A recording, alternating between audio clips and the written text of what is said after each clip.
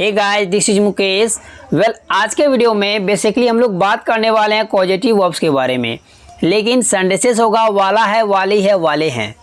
मैं उसे पढ़वाने वाला हूँ। यहाँ पर ये नहीं है कि मैं उसे पढ़ाने वाला हूँ, बल्कि मैं उसे पढ़वाने वाला हूँ किसी थर्ड पर्सन के द्वारा।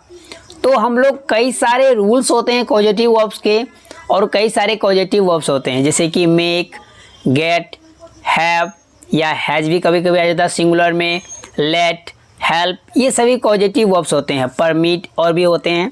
तो यहाँ पर बेसिकली हम लोग सीखेंगे हैव, गेट या मेक से बनाएंगे। इसके क्या क्या पर्टिकुलर रूल्स हैं वो देखते हैं।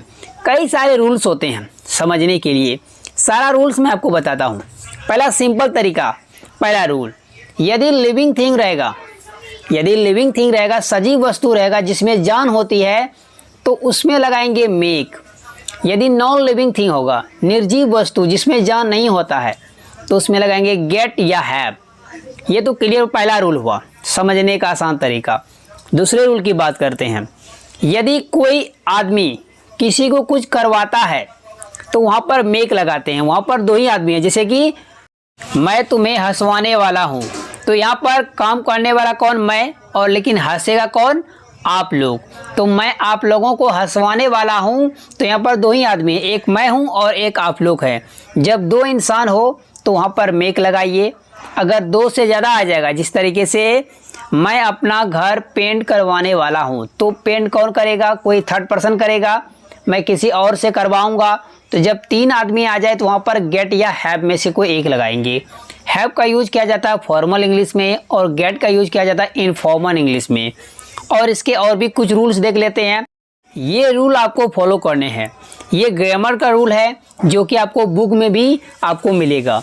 मेक का यूज वहाँ करते हैं जहाँ पर हम लोग फोर्स को दिखाते हैं, फोर्स या रिक्वायर को। फोर्स का मतलब क्या हुआ? जैसे कि धमकी, शिकायत, हिंसा जिसको वायलेंस कहते हैं, या दबाव, प्रेशर। तो इन सभी चीज़ों को दिखाने के लिए, शो करने के लिए हम लोग यूज करते हैं वर्ड मेक का। और एक है रिक्वायर। रिक्वायर का मतलब था कोई सर्टेन रूल, जो रूल बनाया गया है या वो रूल याद दिलाना है, तो वहाँ पर हम लोग वर्ड मेक का यूज करते हैं। यदि आपको कन्विंस करना हो, किसी को मनाना हो, तो वहाँ पर गेट का यूज किया जाता है। यदि आप किसी को रिस्पॉन्सिबिलिटी दे रहे हैं, जिम्मेदारी दे रहे हैं कुछ करने की, तो वहाँ पर हम लोग हैव का यूज करते हैं। और एक तरीका है इसको समझने के लिए, यदि आपको कुछ करते हैं या करवाते हैं, यदि आप कुछ करवाते हैं, अगर उसको करवाने में आपको पैसे खर्च होते हैं, पैसे देने पड़ते हैं, सर्विस देने पड़ते हैं, तो उसके लिए आपको जो है गेट या हैव में से कोई एक यूज करेंगे। हैव फॉर्मल इंग्लिश में और गेट का यूज इनफॉर्मल इंग्लिश में। इस तरीके से सारे रूल्स मैंने आपको बताए। अब इसको बना लेते हैं। तो वाला, वाली है वाले सेंटेंस में सबसे पहले राइट करेंगे सब्जेक्ट, उसके बाद is to, am to, are to. कहने का मतलब है इज एम आर में से कोई एक लगेगा, क्योंकि वाला वाले सेंटेंस है तो टू प्लस वर्ब का फर्स्ट फॉर्म आएगा। यहाँ पर टू प्लस वर्ब का फर्स्ट फॉर्म का कहने का मतलब है V1 के जगह आएगा मेक, हैव या गेट, तीनों में से कोई एक। उसके बाद समवन्स या समथिंग, अगर कोई चीज़ रहेगा तो चीज़ का नाम राइट करेंगे। यदि कोई इंसान रहेगा या उसके ऑब्जेक्टिव केस आएंगे, जैसे कि हिम, हर, देम, यू, इस तरीके के वर्ड, मी, ये भी आ सकता है, या नहीं तो कोई नाउन भी आ सकता है। उसके बाद यहाँ पर ध्यान देने वाली बात है, यदि आप मेक लगाते हैं तो यहाँ पर आपको फर्स्ट फॉर्म लगाना पड़ेगा। उसके बाद यदि आप गेट या हैव लगाते हैं तो आपको वर्ब का थर्ड फॉर्म लगाना पड़ेगा। ठीक है, याद रखिएगा, हैव और गेट के साथ वर्ब का थर्ड फॉर्म, और मेक के साथ V1। Got it? इसको और भी बेटर तरीके समझते हैं, उसके लिए लेते हैं कुछ एग्जांपल्स। तो आज का पहला एग्जांपल है, मैं उसे पढ़वाने वाला हूँ।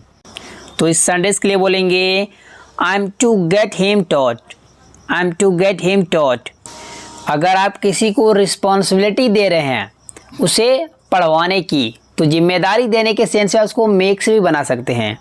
I am to make him teach, यहाँ पर टीच आएगा। अगर मेक आएगा तो टीच आएगा, गेट आएगा तो टॉट आएगा, क्योंकि कन्विंस करने के सेंस में हम लोग क्या करते हैं, गेट का यूज करते हैं। किसी को कन्विंस कीजिएगा, मनाइएगा कि हाँ उसको पढ़वा दीजिए किसी और से।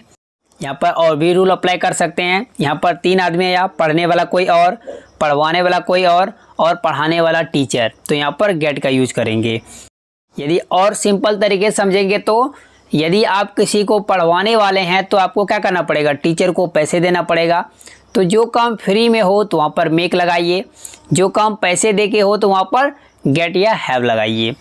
नेक्स्ट सेंटेंस, वह तुम्हें मरवाने वाला है, तो इस सेंटेंस के लिए बोलेंगे he is to get you killed, he is to get you killed. याद होगा मैंने स्टार्टिंग में आपको बताया था धमकी, अहिंसा, दबाव, इसके लिए आप मेक का यूज कर सकते हैं। तो इस सेंटेंस के लिए कह सकते हैं he is to make you kill, he is to make you kill. अगर इस सेंस में आप यूज करना चाहते हैं, डिपेंड करेगा कि आप किस सेंस में इंग्लिश बोलना चाहते हैं। नेक्स्ट सेंटेंस, मैं सूचना भिजवाने वाला था, इस सेंटेंस के लिए बोलेंगे I was to get the information sent, I was to get the information sent. इसको हैव से बना सकते हैं, I was to have the information sent.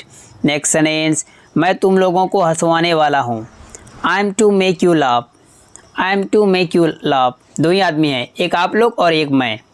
Next sentence, तुम अपना घर पेंट करवाने वाले थे, तो पेंट करवाने के लिए पैसे देने पड़ेंगे। इस सेंटेंस के लिए बोलेंगे you were to get your house whitewashed, you were to get your house whitewashed. या आप कह सकते हैं you were to get your house painted. Hey guys, इससे जुड़े मैं आपको एक सेंटेंस देता हूँ, उसको ट्रांसलेट कीजिए, ऐड कीजिए कमेंट बॉक्स में। यदि आप कोई गलती करेंगे तो मैं आपको करेक्ट करके बता दूंगा। दोस्तों वीडियो कैसी लगी थी, अच्छी लगी थी लाइक कर दीजिए, मेरे चैनल को सब्सक्राइब कर ले और बेल आइकन को हिट कर ले, ताकि मेरा रोज आने वाली वीडियो की नोटिफिकेशन मेरे को टाइम पर मिलती रहे। Thanks for watching video friends, till then keep practising, keep smiling, bye bye.